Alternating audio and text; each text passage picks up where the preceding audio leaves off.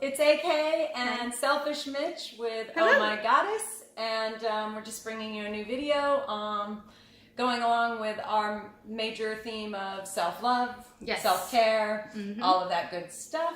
And so today we're going to talk about self-talk. How do we talk to ourselves? What are the stories we tell ourselves? Because I don't think we're taught the importance of that. Yeah. And really how it affects much more than what we realize. You Exactly. know? It's true. Even our cells in our physical body react to the way we talk to ourselves. So if we are having negative self-talk, science has actually proven that that lowers your immune system, which is really important. I didn't know that. Yeah.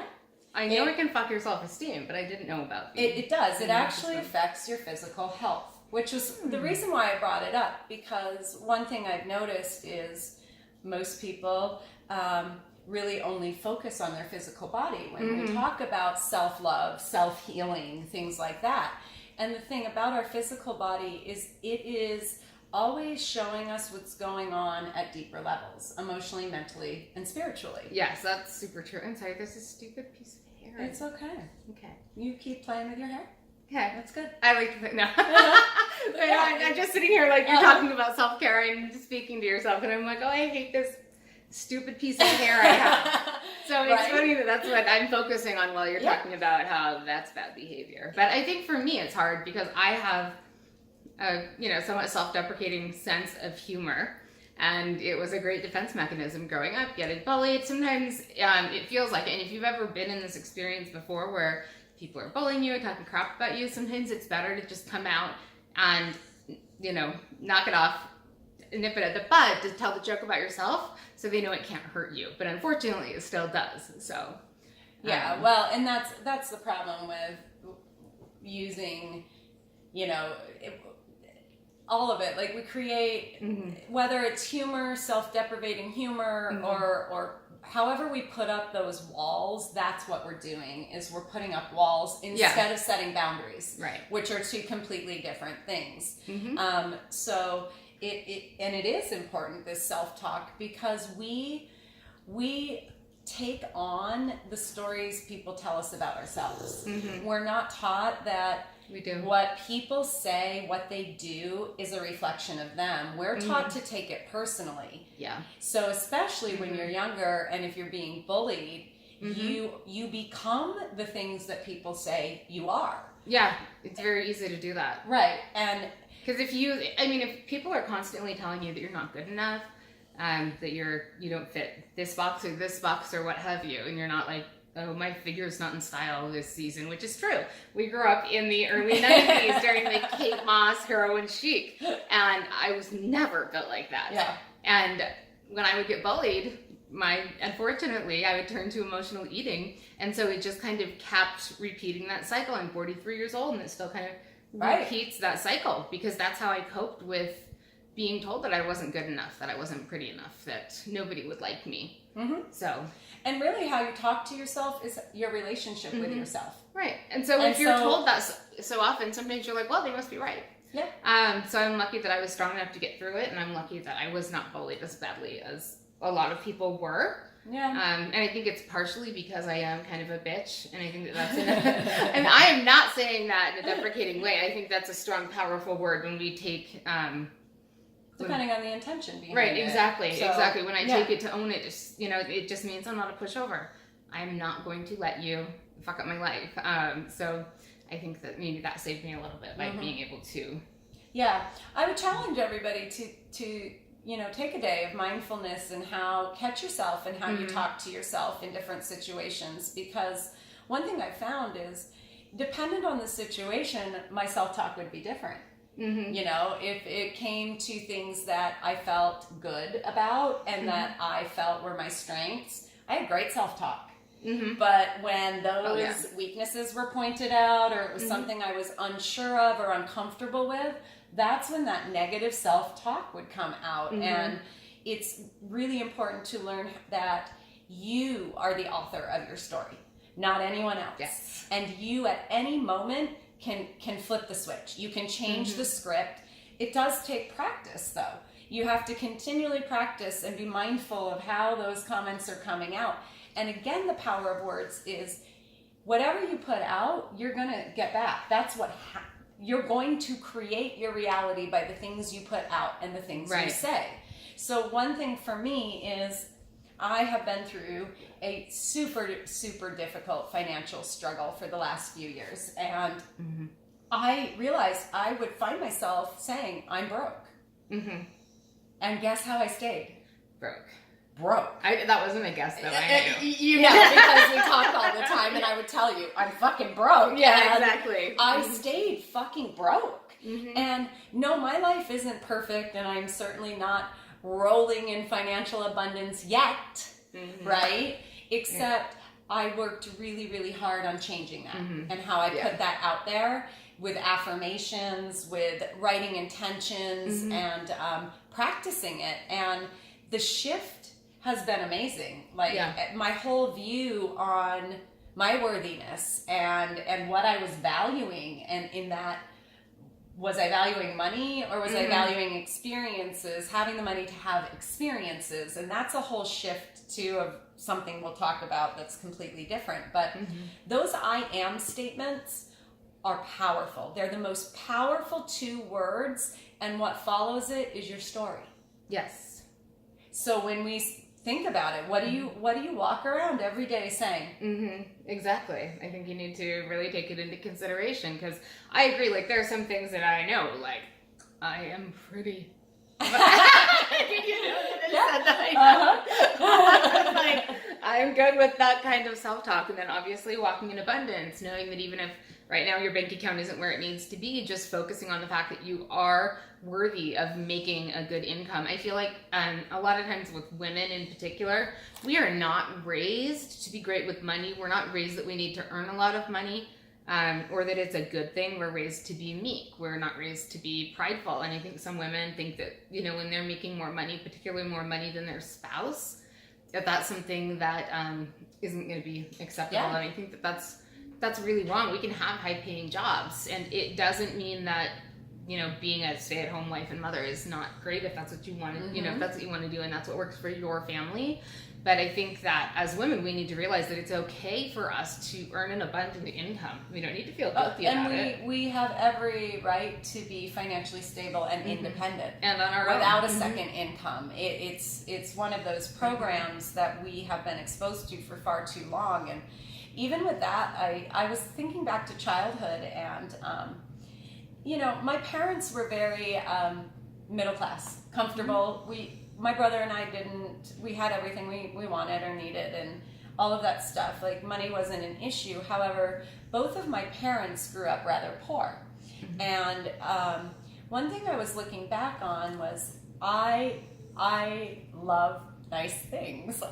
Almost as much as I do. But. I have, but I think even a little more than you in the sense that I've always been more of a quality versus quantity person. I like to treat myself often, and she likes to treat herself. I would rather save and work towards getting something that is really quality than going and you know, buying 7 inexpensive things. I'd rather have that, whatever. You all get quality over quantity. Did you see my Poshmark box yesterday? Is that what happened? So I'm thinking about this, and I remembered that there were times growing up that, you know, I would point at something. We'd be shopping, or TV would be on, and I'd be like, I really want that. And my mother would say things to me like, why do you think you deserve that? Who do you think you are? Wow. And... you know, I think my mom said similar things, though. Not in as nasty of a way. And maybe it's coming out sounding a little nastier. And believe me, I don't for a second think my mother was doing anything intentional. I think it had everything to do with programming, right? And that we say these things to ourselves, to each other, to our children, not realizing how deeply we take them, especially with kids, because there's no gray. It's black or white. What they take with what you say literally. Yeah. And that idea of she would make fun of me in front of people. Well, she just likes really expensive things. She has expensive taste, and she'd like be this blasé about it as if it was something wrong with me. Yep. And see, I don't know when I was young, I mean, I distinctly remember some of my first memories are my siblings would ask my parents for 50 cents so they could go down to the corner store. At this time, we lived in a town of 300 people. So everyone knew everyone. We'd run to the store by ourselves. But my siblings would ask my parents for 50 cents so they could get a pop and a candy bar. I would walk up behind them and demand $20 because I needed Barbie's dream house. That's just who I was. And so, I got to 14 and I got to high school and already feeling a little bit insecure. I wanted to have like the nicer clothes. And where we grew up, that was Zenith jeans, Guess jeans, Bum Equipment sweatshirts. But those were a big deal. Z Cavaricci, You're seriously dating I'm us, totally so. dating. Yeah, but I wanted these nice things, and my parents are teachers. So teacher salaries then are about as easy to live on. I think they're the same as they are now. Yeah, exactly. But it's not a great, it's not a super stable way to raise 3 kids. And so my mom's like, I will, whatever you need it. Mm-hmm. If you can't get it at Kmart or on sale at Anthony's was a store then, you don't need it. So I lied on a job application at 14 to get a job waiting tables so that I could have nicer clothes. So it wasn't that my parents didn't think that I didn't deserve nice things. They were just kind of to teach me that you don't need to, and I actually passed that lesson on to my stepdaughter. She was 16 going into her junior year. Well, she told us she needed money for school clothes. And of course, we're like, yeah, totally. How much do you think you need? Swear to God, she said, I think 2,000 or 3,000 should handle it. And we were like, that's who the hell do you think you are? Yeah, although I have a 20-year-old daughter, and Miss Thing is always been like her mother in that way, and like nice things and quality and expensive things, and her dad and I worked really hard to give her as much of it as we could because, and I think for me it was really important because I didn't want her thinking that she couldn't have these things or that she didn't deserve these things. Yeah. Because the reality is we can have anything we want. Yeah, we just need to work towards it, and we need to, let that self-talk go into a really positive way so that we know that we deserve abundance, we deserve great things. So we've got to kind of deprogram ourselves. Absolutely. It takes a lot of deprogramming. So it's a lot of mental work, looking at our emotions, allowing things to come up and really addressing them. And why do we feel this way? Where did this come from? And how do we flip that switch? How do we change the story that we're telling ourselves? How do we rewrite our story? And, I tell myself all the time that I talk to myself constantly. It's when your psychic abilities are all open and information is constantly coming, I call them board meetings now. So I have board meetings, right, with my divine team and myself, my higher self. My ego comes in there once in a while and likes to say what it's going to say, but it's made this huge difference in how I talk to myself. And, even something simple like, I am sick. Guess what? You are. If that's what you say you are, then that's what you are. So, I think my thought in talking about this was really to encourage everybody to be aware of that. Start really practicing some mindfulness of catching yourself and switching it, because we all deserve nothing but the best. Right. And when you say something like, oh, I'm sick, I've got 5 chronic illnesses that I will have for the rest of my life. Autoimmune disorders, issues with my back, things like that. But I never say I'm sick unless I have like some kind of muggle illness where I've got a cold or pneumonia or, whatever it is. That's, okay, well, I've got this right now, but that's a sickness that I know will go. You know what I mean? And so for me, I don't say that, like right now, I'm not sick. Yes, I have these things in my body, but that doesn't mean that I am sick. Right. And I think that that's really important. Like my self-talk with that means that I will continue trying to find every method I can to be, to be strong. I will not quit ever. Yeah.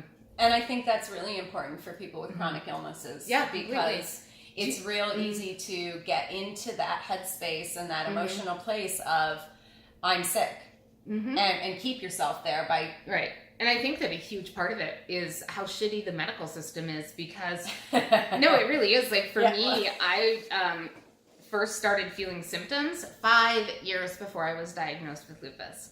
And so generally what will happen is you'll start feeling like pretty badly for a while. The first time I had a flare was actually prior to the 5-year mark that I was diagnosed.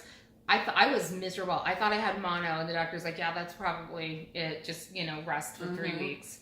And I did. And then I felt better and kept going on. But then I'd get these horrible symptoms come up again. And the doctors kind of look at you like you're crazy.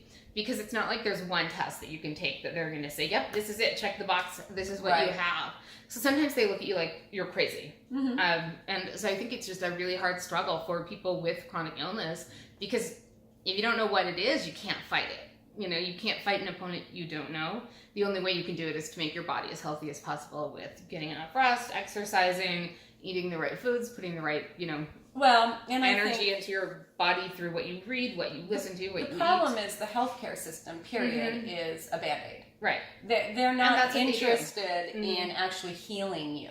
Yeah. They want you, they're going to give you that quick fix because because that's what we have been programmed to want as humans, is that instant gratification. And I would love that. And wouldn't we all? We would. And I would love if we could all instantly cure everything. However, again, these physical things that go on in our bodies are a manifestation of deeper things. Yeah. And that's where I feel like our healthcare system and doctors fail us, is they don't explain to us that.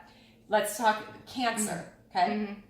One of the underlying reasons of cancer is holding feelings of anger, resentment. If you hold those things for years and years and years, I know that can break down your immune system.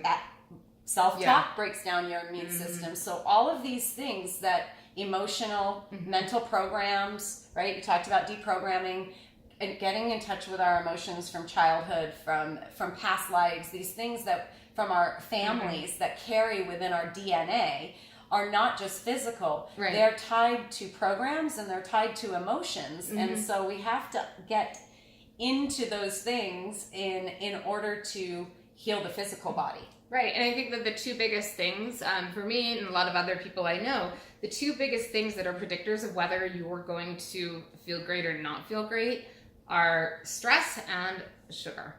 Okay. That's it. But both of those things are completely within your control. Yes, exactly. They really are. I mean, sometimes I'll get stressed out and I'm like, oh, you know what? That is not me having to take on everything in the world, just think that I've got to keep working through it and I deserve this stress. I have to remember that I don't deserve this stress. I don't deserve anybody else's bullshit. Some things are beyond your control, when it's your family or things like that. There are always going to be stressors in life, but your reaction, how we respond to that is really the key to it. Yep, how you respond. And it's the same thing about what do we put into our physical bodies, right? Because that's part of self-love. I mean, if you're eating like shit, you don't love your body, right? And I see a lot of people kind of make fun of. When you say, you need to really talk about gut health, healing your gut, but it's completely true. You do. If you have unhealthy things going in, it's not going to work out. And I think a lot of people respond negatively to that because a lot of times it's pitched to you by somebody who is in multi-level marketing. And so essentially they're just trying to sell you their detox system. Well, as long as you've got a functioning liver and kidneys and there's no reason for you to take a $60 tea every month. There's no reason for you to drink supplements for what have you. You need to just figure out what food your body naturally wants and then just eat that food. Yeah.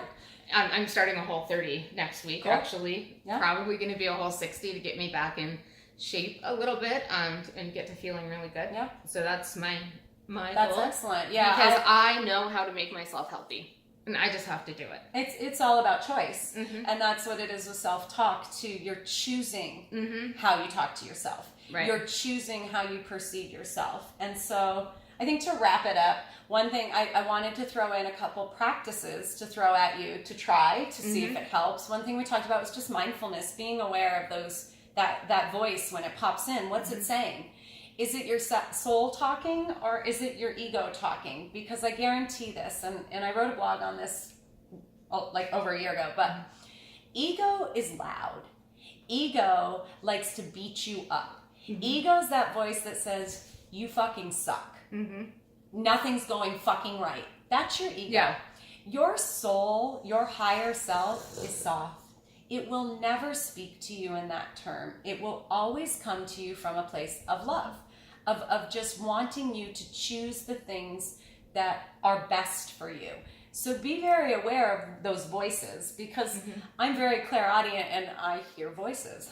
Not crazy, just who I am. And so I distinctly hear two different voices. And so I wasn't happens. making a face at you, the light flickered. No, Spirit was just confirming that I do hear things. Okay. Do you see our lights flickering? You guys. Now I just want wine. I am magic. Just, So then we talked about I am statements. Work on those. What are your I am statements? How can you rewrite them to really just get yourself in that place of self-love? And how can you use this as affirmations? So that's one thing I'm going to do. I'm going to write out some affirmations and post them as a blog this week. And so I'm going to commit to do that. The last practice I will challenge you with was probably one of the hardest things I ever had to do. I know, they're going crazy. It's called a mirror talk. And it can be pretty brutal. And you can do it talking to yourself or talking to someone else. Like, you have a problem with your significant other, right? Go stand in the mirror and talk to yourself as if you're your significant other. You'd be amazed how you're talking to the people that you love, because it's a reflection of how you're talking to yourself. The mirror talk is crazy. When I first started it, I would cry. I'd find every wrinkle, every gray hair, everything to beat myself up about. And now it's been a year of doing this consistently, and now it's a whole different conversation. And when I want to go off on someone, like, I go put them in the mirror and I pretend I'm them, and I'm like, okay, you're not coming from a place of love. You should step back right now. Right. And I think that's important, because sometimes if I'm having a day that's just rough, I'll sometimes say affirmations in the mirror. Like, I'll go into the bathroom and I will look at myself and I will be like, I am strong. I am a warrior. I can bust through any walls. I can do this. I've done that with my 5-year-old. When he was like 3 and 4, we would stand and I'd write affirmations on the mirror in whiteboard marker. So if you didn't know, whiteboard marker wipes right off your mirror, so you can write. So he would write while I was doing makeup or whatever. And one day I was doing affirmations and I was saying, I am strong, I am powerful. And he looked in the mirror and he goes, I am strong, I am powerful. That's awesome. And I was like, yeah, dude. And he just started doing it every morning with me. And it was super cool to see my child affirming himself. And it was amazing. I think another thing that I think is really cool when I look in the mirror, different... Like, I mean, other than your beautiful face. Obviously. Anyway, like, I've been watching this. I've got this little, like, almost dimple right here when I smile. See? Like that? I was like, is that makeup? No. You know what that is? My aunt and my cousin have one. They're just both a little, my cousin's slightly older than I am, but I'm like, wait, Dana does that when she smiles, and I remember my aunt did too. So that's funny. That's another cool thing to do in the mirror, that if you can see, like, sometimes traces of your biological family in your face. You're and I think also, that's amazing. Most people don't realize that you have markings on your face from past lives that tell you things you've experienced in past lives. Your wrinkles and where they're at can tell you where emotional and spiritual healing needs to happen. I had a lot of trauma in my life, and there is a deep wrinkle right here that I have learned is about heart. And so I've been doing a lot of heart chakra work, and what I'm noticing, it's going away. Really? As I work on it. These wrinkles here are all markings. It's pretty fascinating, and I'll see if I can put together some more information and put it out on a blog or post it on IG or on here for you guys. But again, like, I think that's really important to understand, is our physical body is a reflection of other things, and that self-talk is a huge part of our self-care and our self-love. All right. Well, I think that's great. I would love to see your affirmations. I'm going to post some on our blog at ohmygoddess.com. It's OHMMYGODESS. So we'll put the link in the description box, and we would love to hear your favorite affirmations. If you write your own, if you've seen affirmations that you found were really powerful and they worked for you, let's share them. We're all here to assist each other in loving ourselves, and that way we can love each other, right? So I think so. Yeah. All right. Have a blessed day. Mwah. Love and light.